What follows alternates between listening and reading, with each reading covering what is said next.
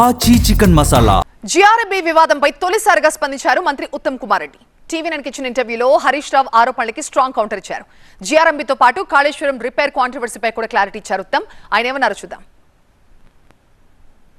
కేవలం గత బీఆర్ఎస్ ప్రభుత్వ పెద్దల తప్పిదాలు, కక్కుర్ది, అసమర్థత, చాతగాంతనం వల్లనే తెలంగాణ రాష్ట్రంలో ఇరిగేషన్ శాఖ కానీ ఇరిగేషన్ ప్రాజెక్ట్స్ కానీ సర్వనాశనం అని చెప్పి నేను మనవి చేస్తున్నాను. సిగ్గుండాలి హరీష్ నీకు.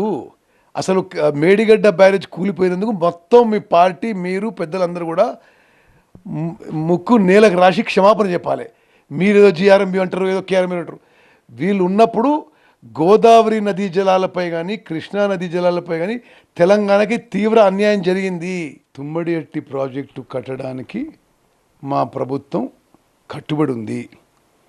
మేము దానికి ఏమేమి చర్యలు తీసుకుంటాం.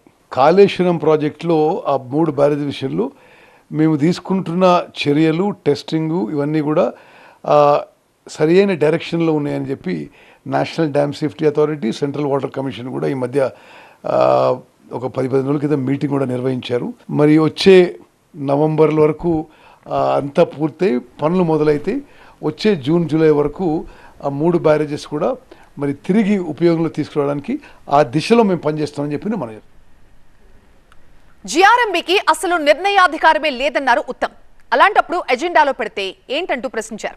హరీష్ రావు విచక్షణ కోల్పోయి సెన్స్ లేకుండా మాట్లాడుతున్నారంటూ ఘాటు వ్యాఖ్యలు చేశారు. గోదావరి, కృష్ణా జిల్లాలో తెలంగాణకి అన్యాయం చేసింది బీఆర్ఎస్ అన్నారు ఉత్తమ్. కాళేశ్వరం అవినీతి, 1400 కోట్ల ముడుపులపై కవిత చేసిన ఆరోపణలకి హరీష్ సమాధానం చెప్పాలన్నారు. హరీష్ నిజాయితీ పరుడైతే రెండోసారి ఇరిగేషన్ శాఖని కేసీఆర్ ఎందుకు ఇవ్వలేదని ప్రశ్నించారు ఉత్తమ్. ఏ మోటార్లు ఎప్పుడు ఆన్ చేయాలో తనకు తెలుసన్నారు ఉత్తమ్. వచ్చే జూలై నాటికి కాళేశ్వరాన్ని రెడీ చేస్తామన్నారు.